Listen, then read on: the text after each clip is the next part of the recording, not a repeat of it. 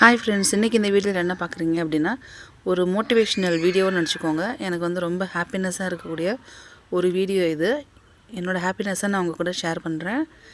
இது என்ன செடின்னு பார்த்தீங்க அப்படின்னா மிளகா செடி. இதில் என்ன மோட்டிவேஷ்னல் இருக்குது அப்படின்னு நினைப்பீங்க. ஸோ இந்த செடிக்கு ஒரு கதையே இருக்குது.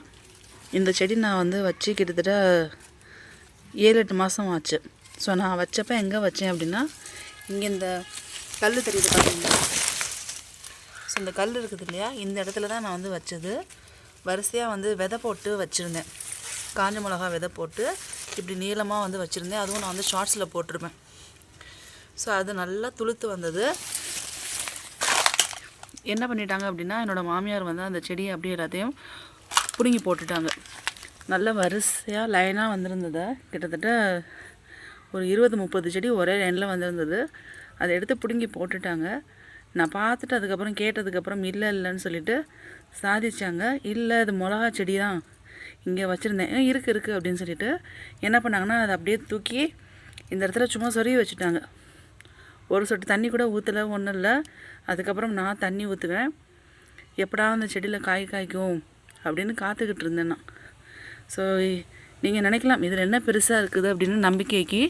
ஏன்னா நல்லா துளுத்து வந்துக்கிட்டு இருந்த செடியை நம்ம ப்ராப்பராக பிடுங்கி ஒரு இடத்துல வச்சு தண்ணி விட்டு வளர்த்தோம் அப்படின்னா அது வேறு.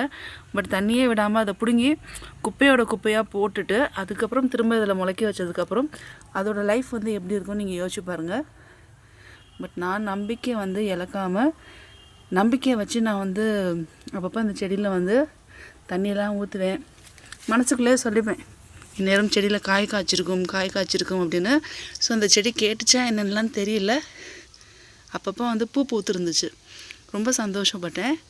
ஆனால் அதுக்கப்புறம் அந்த பூவெல்லாம் காஞ்சி கொட்டிக்கிட்டு இருக்கும். ஏன்னா வந்துச்சு அப்படின்னா தண்ணி நல்லா ஊற்றிக்கிட்டு இருந்தேன்.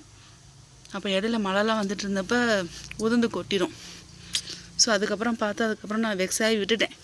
அப்பப்போ வந்து இந்த செடிகிட்ட வந்து க்ராஸ் ஆகும்போது சொல்லிப்பேன், மனசுக்குள்ளே சொல்லிப்பேன், இந்நேரம் காய்ச்சிருக்கும், காய்க்காமல் போச்சே இவங்க இப்படி பண்ணதுனால அப்படின்னு சொல்லிட்டு.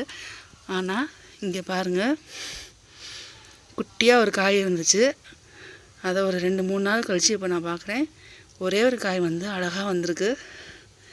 தெரியுதா ஃப்ரெண்ட்ஸ்? இதுதான் நம்ம முழுசாக நம்பணும் அப்படின்னா நம்மளை வந்து யாருமே கைவிட மாட்டாங்க.